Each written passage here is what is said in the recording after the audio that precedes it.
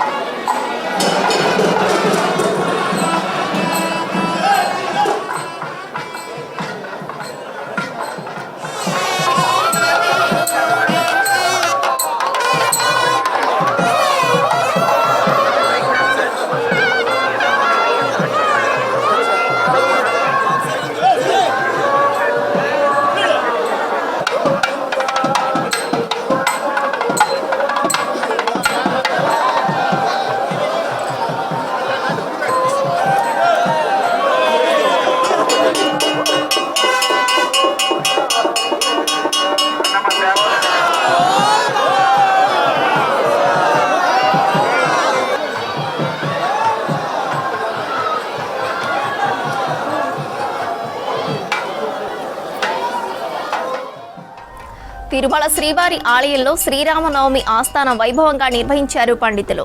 ఇందులో భాగంగా శుక్రవారం సాయంత్రం 6:30 గంటల నుంచి 8 గంటల వరకు శ్రీరాముల వారు హనుమంత వాహనంపై మాడవీధుల్లో ఊరేగారు.